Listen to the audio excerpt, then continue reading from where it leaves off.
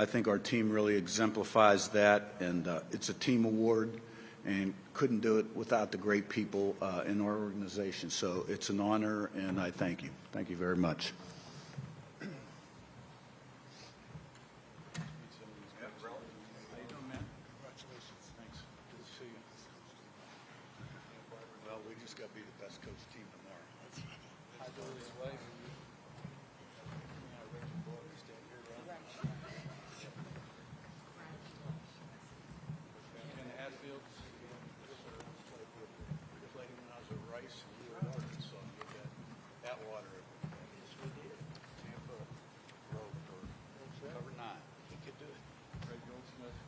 All right, as soon as we get everybody set up here, we'll pause for a quick photo op, and then we'll welcome our head coaches for the press conference.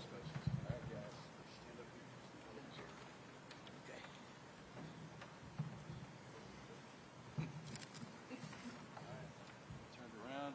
Where do you want us, Matt? Just right in front, yeah, just right in front. Yeah, if you have trouble getting next to Kurt.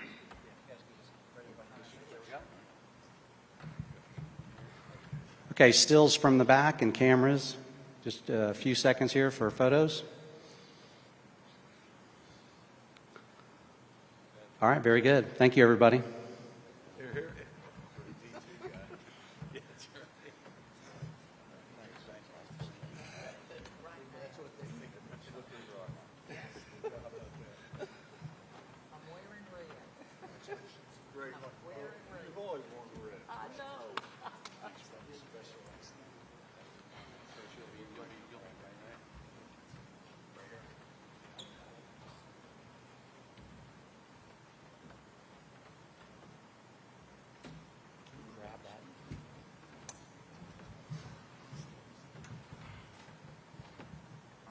Coach, we're ready for it if you just want to. Okay. Yep. Here we go. Thank you. Thank you.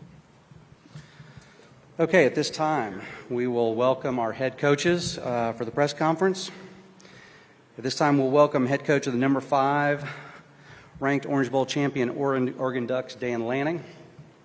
How are you? Good to see you. And obviously, head coach of the number 1 ranked Rose Bowl champion Indiana Hoosiers, Curt Cignetti. We'll go ahead and begin. Coach Lanning, we'll start with an opening statement from you, please. Yeah, first off, it's an incredible honor to be here. I want to thank Gary and his representatives here at the Peach Bowl. One thing that makes this game fun is recognizing how many things that the Peach Bowl actually does outside of just this football game. That's something my wife, Sophia, and I have both been able to be a part of, and really grateful for the service that the Peach Bowl provides. Truly an honor to play a team like Indiana. They've obviously done an incredible job. You look at the body of work of Coach Cignetti and his crew and the way his team plays. They're playing it as good as anybody else in the nation. I can speak to it already. We already started off this morning to compete, and he beat me here a little bit. I walked back there, and they're having us sign balls, and he got a jump start. So I quickly went into 2-minute mode and was trying to catch up. His signatures looked a lot better than mine, but I put some pressure on him at the end. But he still finished signing off. I don't know how many balls there were, Coach. There were a bunch of them, but it was a fun challenge. This game is going to be what college football is about. I think you see 2 tough teams, 2 teams that are really complete. They play great on offense, defense, and special teams. They don't have a weakness. And ultimately, I think both these teams, as you watch them, it's about team football. It's not one player. It's not one individual. It's a group that have collectively made an effort to put themselves in this position. And obviously, it's an honor for Oregon to be one of the teams participating in that. All right, thanks, Coach. Coach Cignetti, a statement from you, please. Well, since Dan's drawn back on previous experiences in Atlanta and the Peach Bowl, I think my first Peach Bowl experience was '72, West Virginia, North Carolina State, when Lou Holtz laid it to Bobby Bowden, and then '75 when Bobby Bowden got his revenge on Lou Holtz, and then as a player in '81 at West Virginia when we beat Florida. I can't remember who the head coach of Florida, maybe Charlie Pell. But it's a great game. Obviously, it's an honor. It's great to be here. I can't say enough great things about Oregon. Really have a lot of respect for Coach Lanning, their team, what they've put on tape, what they've gotten done in their recent history. They're good in all 3 phases, and they're a great football team. And people, I know I said it's hard to beat a great team twice. Well, it's hard to beat a great team, period. And and there's a reason for that. So ought to be a great game. Looking forward to getting better today, and we'll see everybody tomorrow. All right, thank you, coaches. All right, at this time, we'll open to questions from the media. We do have mic runners on either side of the room. Please raise your hand. We'll get a mic runner over to you. We would ask that you would give your name and your affiliation before asking your question, please. Okay, let's start right here in the front row.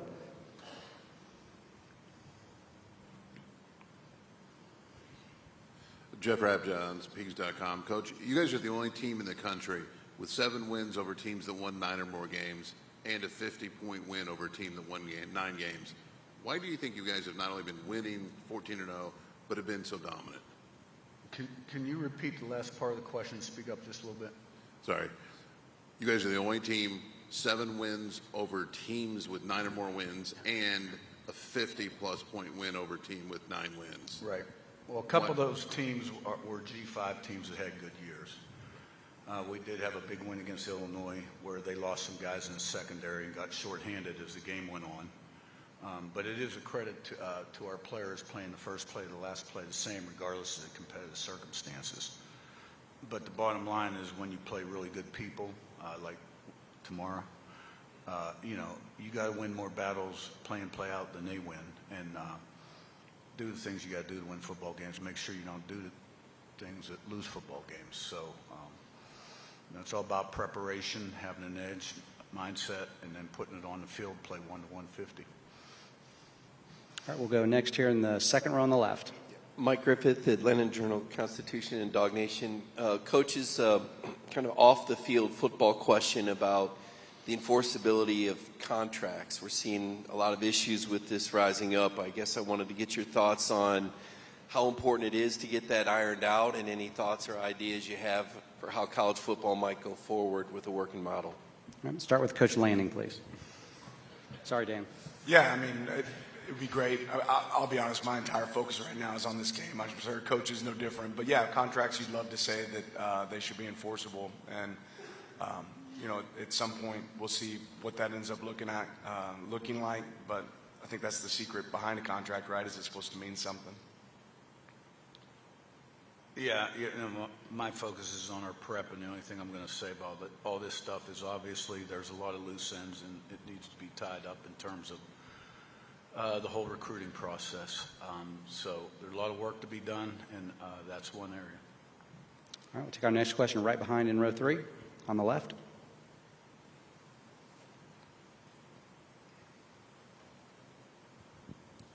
David Ubben with The Athletic. For both of you guys, how have you split your time this week in preparing for this game and managing the portal? And how would you describe that experience, and how has it colored your opinion of having the portal in the window where it is now? Could start with Coach Cignetti this time, please. Yeah, if I'm not mistaken, I think Oregon played the night before we played Alabama, but I could be wrong. I gave the coaches off the next day. We got in 3:30, 4 o'clock in the morning. I went in the office around 2 in the afternoon because I knew I was going to lose some time the following day, which would have been a Sunday for us. And on that Sunday, we had some official visitors in, and I probably lost 6 hours of prep. And I'm highly involved in our day-to-day situational preparation, particularly on offense, besides being a leader of the program. So that I lost a valuable 6 hours there, and probably 3 or 4 the next day too. So I was playing catch up most of the week, and you got to rely on your people a little bit more. It also stresses you from the evaluation standpoint and the quality of the one-on-one meeting and on the official visits, but it is what it is, and you got to make the best of it. Yeah, certainly a juggle. We played the first, similar to Coach, but we played earlier in the day than them. So, but traveling back from Miami is a long trip, so we got back later on that night and had some guys in. You're juggling both, but I think it's really important that you're focused as much as we can. We put our focus on this game, and you try to make sure you communicate to the people that you're recruiting, hey, I wish I could pay more attention to you right now, but the reality is we're really focused on this game, and if you want to be a part of games like this, this is what you have to look forward to, and you'll want my focus to be on this game as well. So on the same note, recruiting is something that happens every single day. It happens in season. It's just a little bit more highlighted right now in this moment. So you don't, during football season, you don't not recruit. You do it all the time. It's something you always do. And it might be a late phone call. It might be a late Zoom. It might be an early phone call. It might be stepping out of a meeting to get on the phone with a player. So we try to make those adaptions and still focus on our team and give them our best foot forward. Okay, next question. We're going to go all the way in the back to the left on the camera platform. Question for Coach Lanning, right back here. Luke Hetrick, Channel 2 Action News here in Atlanta. You became a head coach, made the jump from coordinator to first-time head coach. Very similar to Kirby Smart, a guy you learned under. What was the biggest takeaway and preparation from him that allowed you to be prepared for this job, jumping into a first-time coaching position? Yeah, I couldn't put into words the lessons I learned from Coach Smart. He's an unbelievable coach, an unbelievable mentor, a guy I still talk to this day. As far as, I think we bounce ideas off of each other. I notice whenever he sends a text message asking me a question, I answer a lot quicker than whenever I send him a text message. That's just Kirby a little bit, but I'm picking up on that, so I'm a little more persistent. But I learned so many lessons from Coach Smart on how to run a program, being genuinely who you are. I think he coaches with the same passion and energy consistently every day. He runs the entire organization really to a T. He's incredibly intelligent. So I try to take a lot of lessons from Coach Smart, and obviously he's done a lot of things right. You don't have the success he's had without doing that. And I think he's also been a guy that's always been willing to adapt. So grateful for my time with him. Certainly prepared me for moments like this, and glad I got to be a part of that here at Georgia. Okay, next we're going to go over here in the third row on the right side. Yeah, Adam Rittenberg with ESPN. Dan, your motivational tactics have gotten a lot of attention over time. I'm wondering how that changes, if at all, going into a game like this where you probably shouldn't need much motivation, but I'm sure it's part of your pregame routine. Yeah, motivation's overrated. These players got to go play the game, right? I've said that consistently. On the same note, I think it's my job to make sure that these guys are ready to go and give them everything that I got in that moment. But if you can't get up for an opportunity to play Indiana, especially when they had the better half of us last time, then shame on us. All right, next question, same, right in front, row 2 on the right. Dusty Baker, WAVE Sports. Question for Coach Cignetti. Fernando Mendoza told us that he stays away from social media, he unplugs, he just focuses on football. From your perspective, watching him over the course of this year, what impresses you most about his approach, his game plan, his prep? What does that look like from your perspective? If he does that, that's really impressive. But I do think he prepares, unlike anybody I've ever been around, collegiately, and at the quarterback position. He wants to be great. His idol was Tom Brady. He's a real intelligent guy, and you've heard in his interviews how impressive he is. And, I think he's somebody that can channel all of his energy into one thing and has a discipline to do that and commitment to be great. And his preparation is organized and specific and detailed. Like, you can work, but you got to work smart, right? And, I think he's made a lot of improvement when you look at him from the first game to where he is now. And he's played really good at the end of the games, and he's a warrior. And I really can't say enough good things about what he's done since the day we got him till today, except he's got to play damn good tomorrow. All right, we'll go next back to Mike over here in the second row. Mike Griffith, AJC.com. Another throwback question for you, Dan. When you left Georgia, you left a program that had 15 NFL draft picks. It was a record. I think the defense set a record for fewest points allowed in more than 20 years. 3 years later, the SEC's removed from their national titles and got 2 Big Ten coaches sitting up here. How has the Big Ten moved past the SEC, even mock drafts? No SEC guys in the top 10. Can you talk about that transition we've seen to the Big Ten taking over college football? It's a good league. It's a good league, and there's great players that want to come here. Certainly part of the result of the portal is created. It's tough to keep great players in one place. I think you've seen some transition where great players that aren't getting an opportunity look for an opportunity to go play. That's certainly taken place in our program, and ultimately the portal and NIL has probably created a little bit more parity in the sport. That being said, there's some really good coaches in this league, and I think people realize you can do it in more than one place. So when you have great teams like you do, academic tradition and things that exist in the Big Ten, a league that people can be a part of and still realize their dreams of NFL success and win games and compete for championships. I think that's just opened the spectrum to, there's a lot of places that you can have success, and certainly the Big Ten is one of them. All right, we'll take our next question, front row on the right. Brenna Green, Coin 6. First of all, Dan, it seems like all signs are leading this way, but can you just confirm that Jay Harris is available tomorrow for your team? Yes. And then is it frustrating for you the fact that you warned against this exact situation with the transfer portal months ago, and now it's playing out in front of your eyes? So is it frustrating for you to have to be answering questions about the transfer portal right now on the eve of such a big game? No. All right, next we'll go almost all the way to the back on the left aisle. Hi, Lane Higgins from the Wall Street Journal. Curt, this is for you right here. You are someone that was an assistant for a long time before you became a head coach, and now that you're a head coach, it seems like you're a slam dunk based on you accepting the award today. And I'm just curious why you think it took so long to get the opportunity to have that role for you in your career. And like, were you turning down opportunities before you ultimately left Alabama for IUP? Well, you know, I got a really good break when I was young. I was 23 years old coaching the Southwest Conference back when that was one of the top conferences in the country. But it was at Rice, a program that doesn't do very well. And we played SMU before they had death penalty. That's how long ago that was. There are 3 years, and then you go to Temple. We succeeded Bruce Arians. And we had one outstanding year, our second year. But we weren't very good years 1, 3, and 4. And so I'm still an assistant coach. Now, that's great. I'm young, and I'm making okay money. But, you know, people tend to hire people from winning programs. Johnny Majors gave me the opportunity to Pitt. Obviously, he was a legend of the game. Remembered him in '76, Tony Dorsett, when we were at West Virginia then. But we had nothing at Pitt. Facilities were awful. We had no players. We had no money. There was no commitment. And Coach Majors didn't have a chance.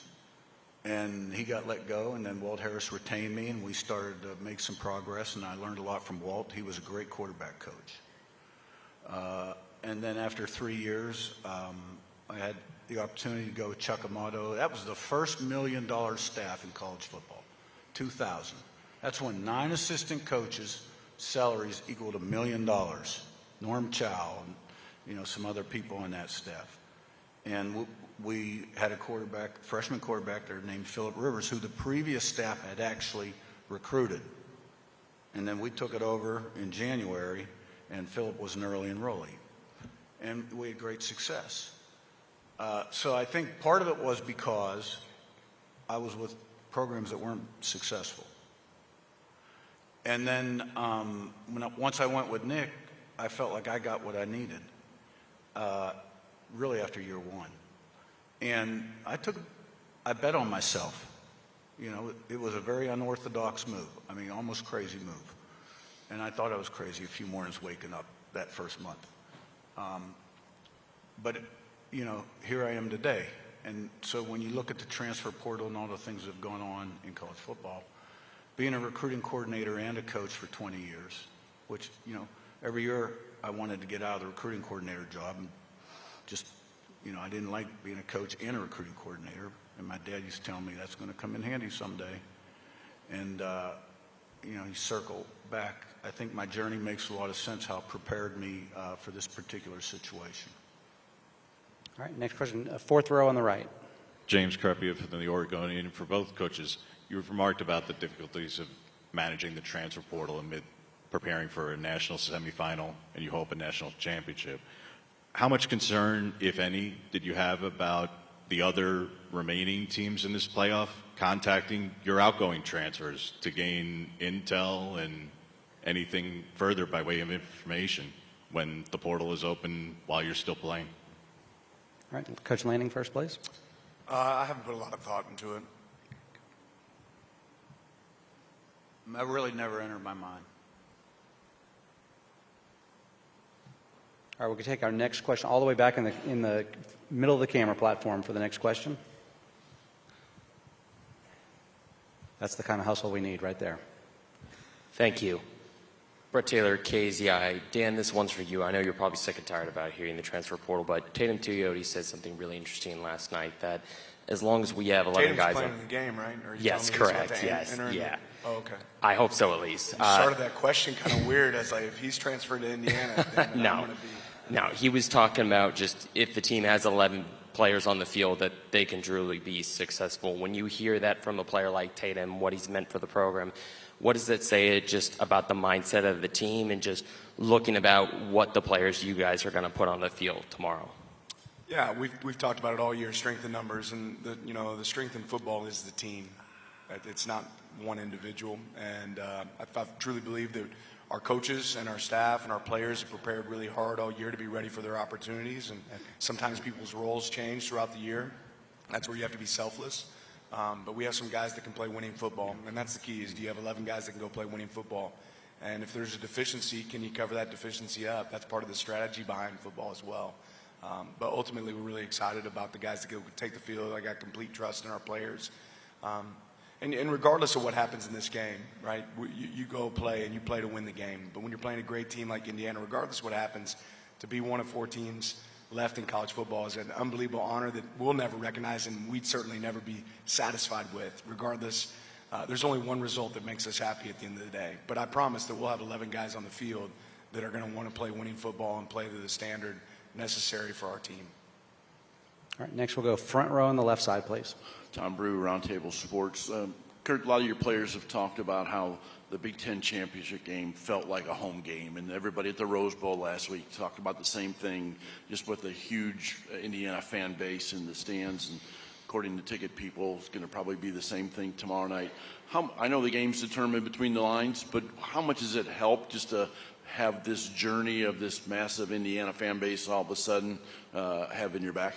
I don't think there's any doubt that when you have your fans behind you, they're in the stadium and they're loud after a big play, it just increases the energy level on your side. And so we'll see what tomorrow night looks like. We are closer, obviously, to Bloomington than Eugene, Oregon, but we'll find out. All right, next question about halfway back on the right side here. Seth Tao with the Daily Hoosier. For both of you, just what does the evolution of the kind of chess match look like when you're going up against coaching staff that you've already seen this season?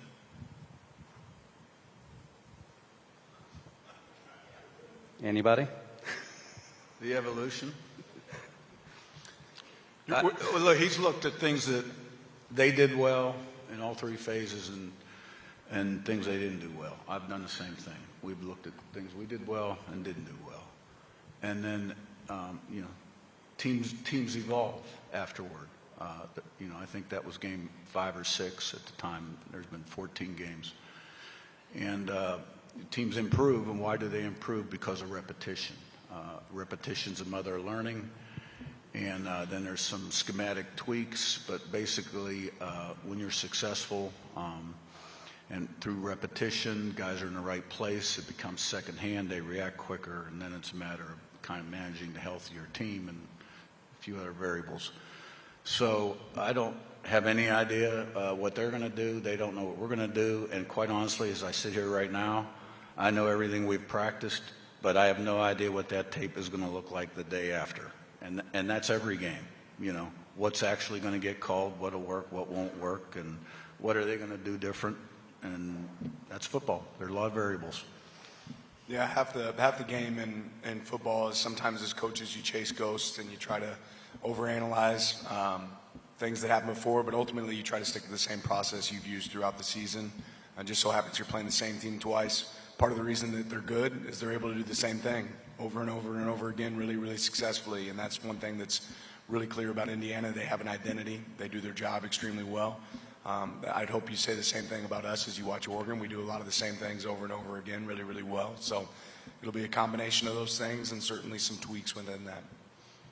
All right, I think we've got one in the middle of the camera risers in the back. Joe Cronin, iOS TV Sports. For both coaches, one day away from a semifinal, your 15th game of the season. What would you say you've learned about yourself through this process? Coach Cignetti? I'm getting older. Yeah, and I'm aging quick. So, just more than anything, how grateful I am to get to be a part of what I get to be a part of. My 3 boys got to come on this trip. My wife got to come on this trip, and you try not to be very selfish in this profession, but it was pretty fun stepping in that hotel room last night. And I just kind of joked with our boys. I said, if your dad was a dentist, you wouldn't be doing this right now. And it could have gone a lot of different other ways too. I was really lucky to be a part of a lot of winning teams. So probably more than anything, just gratitude that I get to be a part of something like this. All right, next we'll go front row on the right here. Yeah. Ashley Adamson, Big Ten Network. This one's for you, Coach Cignetti. Just that we're at the College Football Hall of Fame where your dad was inducted in 2013. I'm wondering what you remember about that when he went into the Hall of Fame. And maybe if you can just reflect on something that he taught you. I'm sure there was a lot, but that really sticks with you and has allowed you to get to the stage that you're at. Yeah. Well, it's been quite a week, honestly, with the portal and preparation for a great team, and then a few other things going on the side, which, as you get older, you have to deal with. But found out last night when we got on the plane that I didn't realize that the press conference was here, or the Dodd Award. And once I did. So my dad was inducted in the College Football Hall of Fame in 2013, as you said. And I was the only family member that couldn't make the ceremony. And my wife told me this morning that actually her and the kids had gone, but I couldn't go. We were in fall camp at IUP, and I wasn't going to miss practice. My brothers and sisters all went. Frankie was probably coaching in the NFL or coordinating somewhere in college. I can't remember. And so this is the first time I've ever been in this building. And I did get to kind of see and it was, it was nice to be able to do that. I learned so much from my dad. I don't even know where to start. He was a great leader, and he led by example, and he was a role model, and he was a strong man. He had a little John Wayne and Clint Eastwood in him. I just read, I get letters and I read things on social media about all the people he helped at West Virginia and at IUP, helped them in their lives. And, I was the oldest, so the oldest always has it roughest. And when I was growing up, we were at West Virginia, and the pressure was a little different than when the other ones were growing up when they were at IUP. So, but I had a great upbringing. I knew in 3rd grade I wanted to coach, and he had a lot of pearls of wisdom. All right, next question back here to Mike. Yeah, Mike Griffith, AJC, for Coach Cignetti. 2-part question here. One, you're the only team in the last 2 years that's had a bye and won. Did you approach the preparation differently? And 2, in terms of flipping the culture, image of Indiana football, what were the most important facets to being able to do that? Yeah. Well, I don't know what other people do in their prep, so I can't really answer that one. You go into a losing program, you got to change the way people think. You got to have a blueprint and a plan, standards, expectations, but it's all about people. You have the right people upstairs that you hire as coaches, and you got to have the right people in the locker room. And obviously, we put a premium on certain things in the recruiting process. And fortunately, I've had great continuity on my coaching staff. We're all on the same page, and I think that's critical. Getting everybody to think alike and developing those intangibles as you enter the season. But we're process-driven, standards, expectations, accountability. I'm pretty direct in my messaging with the team. I try to make every word count. I don't put up with BS. I'm a little bit old school. Like, you got to meet the bar. You know what I mean? And if you can't consistently meet the bar, you're in the wrong place.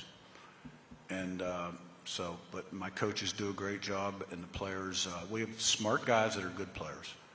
And when you have veteran smart guys that can do a lot, you can do a lot. All right, next question here, halfway back on the right side. James Creppy of the Oregonian. Dan, you remarked about appreciating getting to spend time with family on this journey. Looking back even to last week, how different is this compared to your journey 4 years ago?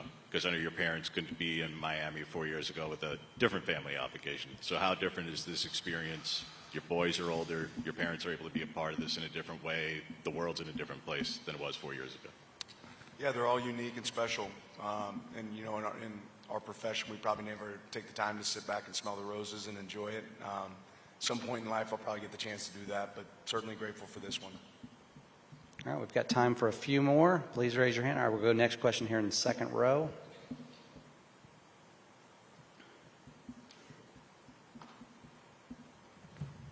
Coach Lanning, Trey Wallace with Outkick. We talked with Will and Tosh last night. How have you seen them juggle two different jobs, main priority being Oregon Ducks and making sure you guys put the best product on the field, but also at the same time with this changing landscape of college football, them being able to juggle transfer portal, different schools, while at the same time, like I said, focusing their attention on the players in Eugene? Well, they've been been going 100 miles an hour since they both kind of hit that cycle where they have to do both. And I give them a lot of credit for the work that they've done, the way they've been able to maintain focus in a piece that's extremely difficult. I also give a lot of credit to the support staff around them and the coaches that are around them here that we've had and the ones that will be here moving forward that have helped handle some of that load as they go through it. But again, I've said it before, they realize they don't have those jobs if it isn't for the players on our team, and they feel like they owe their best effort to give them everything they have to continue to make this season special, and they've done a great job of doing that as well as doing a good job of establishing their new program. Here we go all the way in the right aisle. Kenyon Barner, BTN. Congratulations to both of y'all, first and foremost. But in football, we always give keys to victory. If each of you could give 2 keys for your team to win this game, what would they be? Yeah. Coach Lanning? Yeah, I think it always starts with the ball, right? The team that's able to take care of the ball. Last time we played, we didn't. We have to take care of the ball. We were able to create a takeaway as well, but we ended up having to. I think that's a big piece of this. And special teams in big games always makes a big impact. I think we have to play well in special teams. I mean, we talk about the same thing every single game. Line of scrimmage, run the ball, stop the run, affect the quarterback, protect the quarterback, turnover ratio. We're number 1 in the country. Explosive plays, runs +12, passes +15 on both sides. Critical situations, 3rd, 4th down, red area, 2 minutes before the half end of the game. And teams has to be a win. Every game, same stuff. I should have named more. I thought we were just doing 2. That was 2. God dang, Coach. You guys can keep going if you want. No. There's lots of keys. All right, time for a couple more, guys. Feels like we're running out of steam. Anything else? All right, over here, row 2 on the aisle, please.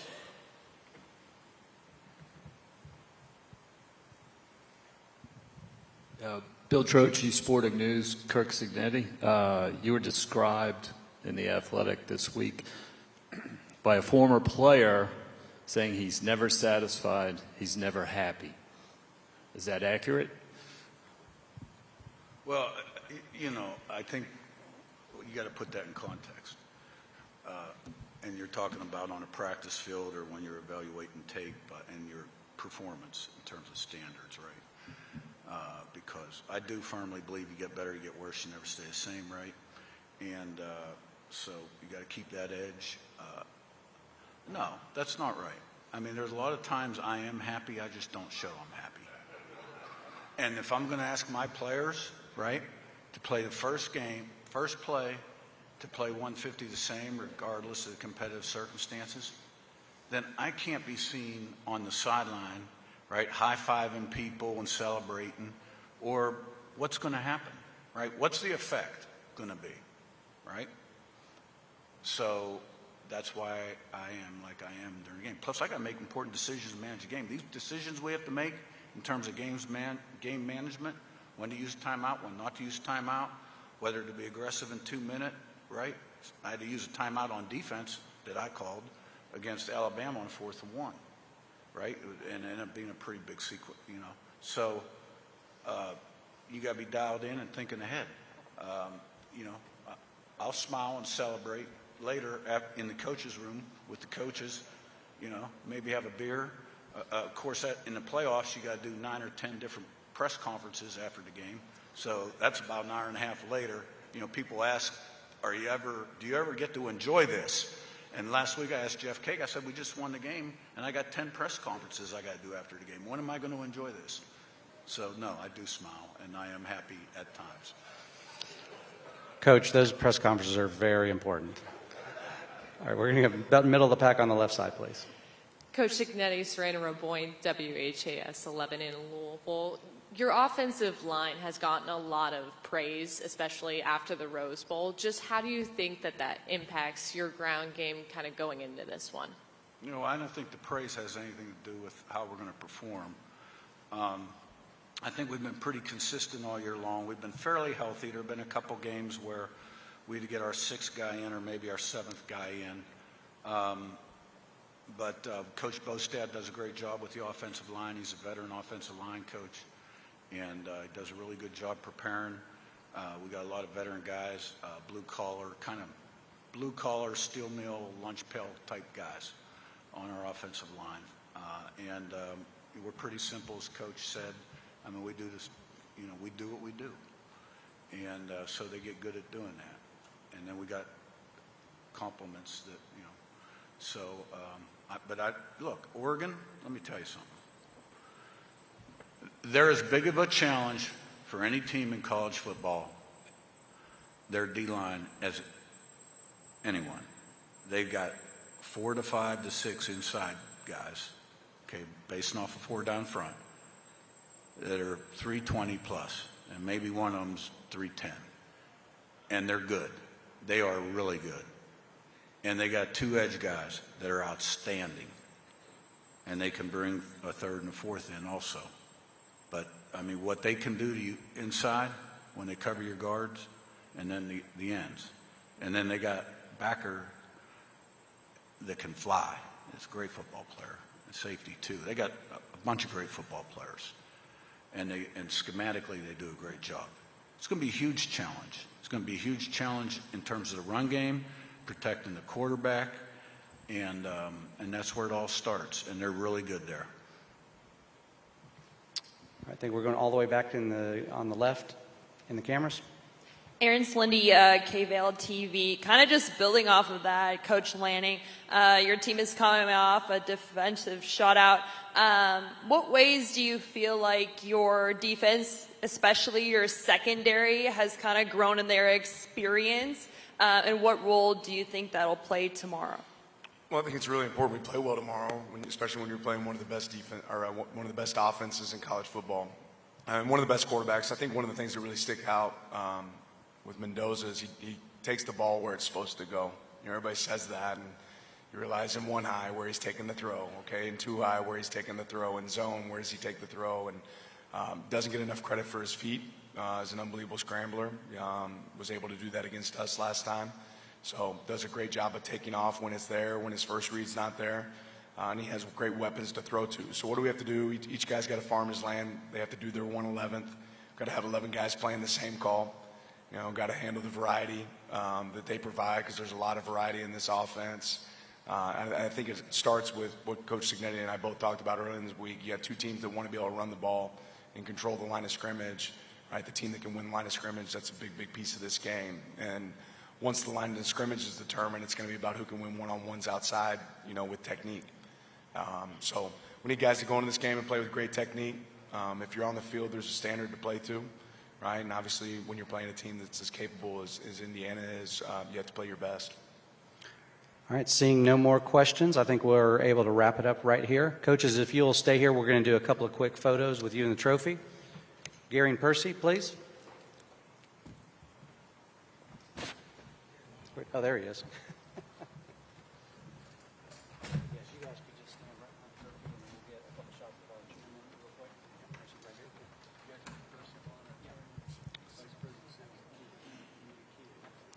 All right, we'll do stills in the middle of the back first. Go ahead.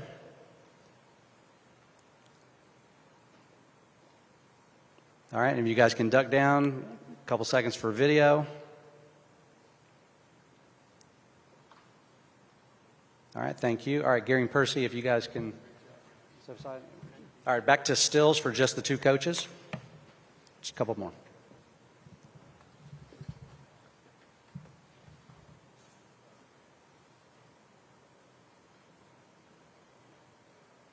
Okay, I think we're good. Thanks, everybody.